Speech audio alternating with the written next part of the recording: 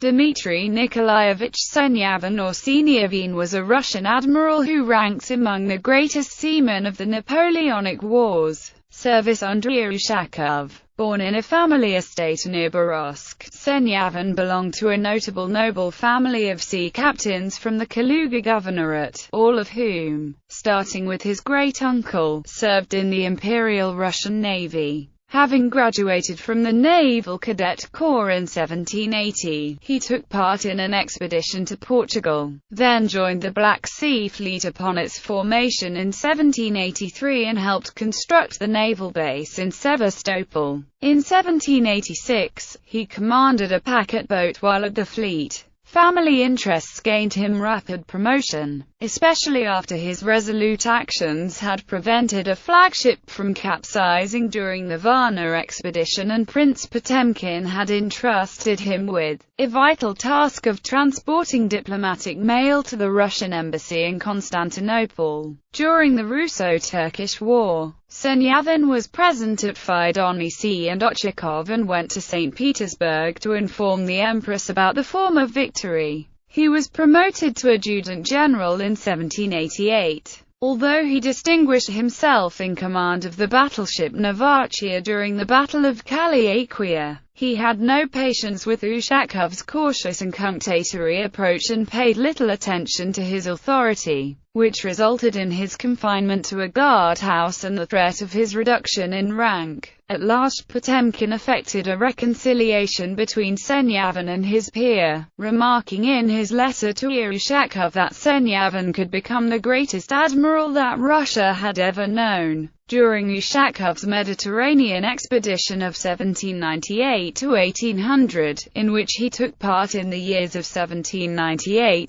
to 1799, Senyavin assumed command of the flagship St. Peter, equipped with 72 guns. His sailors stormed the French fortress of Santa Maura in Lefkada and took part in the capture of Corfu. The expedition over, Senyavin administered the ports of Kherson and Sevastopol. In 1804, he was promoted to rear admiral and given the task of administering the port in Reval. Mediterranean campaigns. 3 years later, Alexander I of Russia, still entertaining grand designs aimed at stalling Napoleon's expansion in the Adriatic, mounted another Mediterranean expedition, with Vice Admiral Senyavin as commander-in-chief. By September 1806, Senyavin reasserted Russian control of the southern Adriatic, disrupted Dubrovnik's sea trade, and was poised to attack Alazina. He found a natural ally in the Orthodox princes of Montenegro, who pledged to support him on land. The Russian fleet captured the islands of Kurzola and Lissa, while the Austrians were persuaded to surrender Katero to them. As a result of these operations, the French were prevented from taking hold of the Ionian Islands. However, the fruits of Senyavin's activity were thrown away by the Tsar, who would conclude the Treaty of Tilsit with Napoleon the following year. Even before the treaty was negotiated,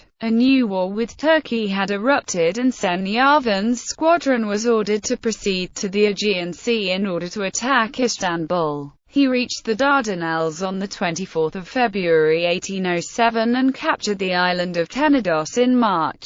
Using the island as his place d'armes, Senyavin blockaded the straits and cut off supplies to the Sultan's capital. Contrary to his expectations, Sir John Thomas Duckworth, a British admiral who had just lost 600 men under fire of the shore batteries, refused to join his own fleet with Senyavin's and embarked upon an ill-fated expedition to Alexandria. The Russians were to fight the outnumbering Turks in the Aegean without foreign support. Senyavin's blockade of their capital eventually drove the Turks to extremes. After food riots broke out, Sultan Selim III was replaced with Mustafa IV, who ordered his fleet to break the blockade. The Ottoman ships clashed with Senyavin's squadron in the Battle of the Dardanelles and Battle of Athos. Both engagements were Russian victories, and ensured Russia's ascendancy in the Aegean for the rest of the war. Lisbon Incident. Upon receiving news about the Treaty of Tilsit, Senyavin was reported to have been overcome with tears. All his conquests had to be forfeited after the international situation had been reversed dramatically. Napoleon was considered Russia's ally and Britain was Russia's foe. On the 14th of August he and Lord Collingwood reluctantly parted ways. 8 days later, a large part of the Russian squadron was ordered to return to Sevastopol. Senyavin was to lead the remaining fleet to the Baltic, where the Finnish war with Sweden was already brewing. Tenedos was evacuated on the 25th of August and Senyavin set sail from Corfu on the 19th of September. Although he planned to proceed directly to St. Petersburg, stormy weather induced him to enter the Tagus River and cast anchor in Lisbon on the 30th of October. Within several days, John VI of Portugal fled to the Portuguese colony of Brazil and the Royal Navy blockaded Lisbon, intercepting a Russian sloop as an enemy vessel. The Anglo-Russian War had been declared. In November, French forces under Duc de Brantes overran the Portuguese capital and Senyavin found himself wedged between two warring powers. In this tricky situation, Senyavin distinguished himself as a skilled diplomatist and managed to save his ships from destruction. Upon hearing about his plight, Napoleon extorted from the Tsar the privilege of giving orders to Senyavin through the Russian embassy in Paris. He immediately demanded to replace British officers serving in Senyavin's squadron with the French or the Germans and advised Senyavin to exchange several ships with Duc de Brantes.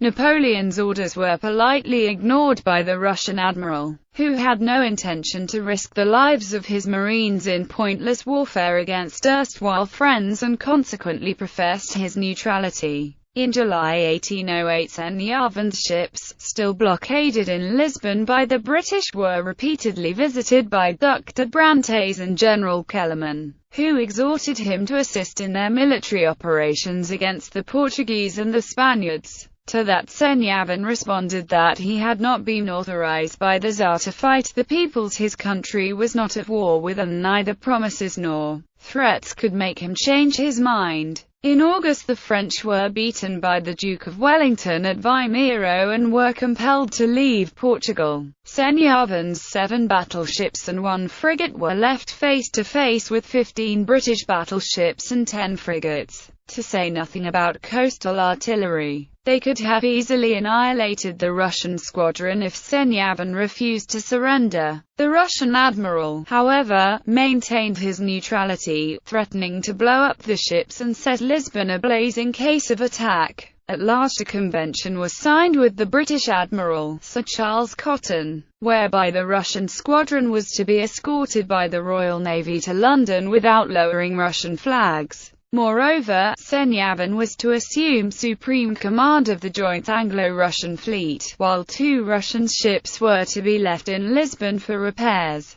On the 31st of August Senyavin's squadron embarked from Portugal for Portsmouth. On the 27th of September the Admiralty was informed that enemy vessels cast anchor in the British harbour, with their flags streaming, as if in times of peace. The Lord Mayor of London declared the convention disreputable for Britain's prestige and many in the Admiralty shared his opinion. The Russian fleet was therefore detained in Portsmouth under various pretexts until winter weather made their return to the Baltic impossible. The British insisted that Senyavin's squadron should sail to Archangel, else they would be intercepted by the Swedish men of war. In 1809, the departure was further delayed by the disastrous British expedition to Flushing. At long last, on the 5th of August, the nearly starved Russian fleet was allowed to leave Portsmouth for Riga, where they arrived on the 9th of September 1809. Fall from grace and later career. Senyavin's disobedience to the emperors and the loss of his ships to the British resulted in him not being employed again at sea, as well being disgraced at the royal court upon his return. During Napoleon's invasion of Russia, he administered the peaceful port of Reval and was given no chance to take part in hostilities.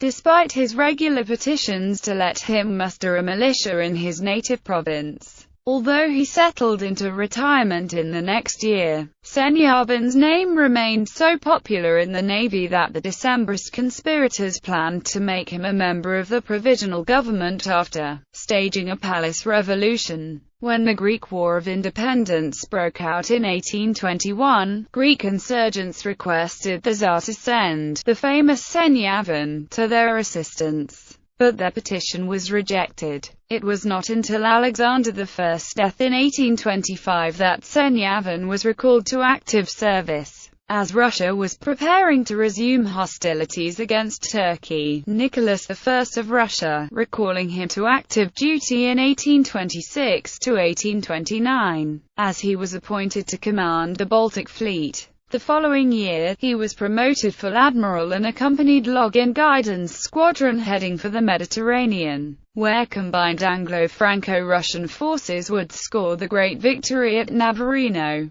Dmitry Senyavin died 3 years later and was interred with great pomp, in the presence of the Tsar, at the Alexander Nevsky Lavra. He had several ships named after him in the Imperial and Soviet navies, notably the vessel used for the 3-year expedition ordered by Tsar Nicholas I in 1826. The Senyavin Islands in Oceania and the promontories in Alaska and Sakhalin still commemorate his name.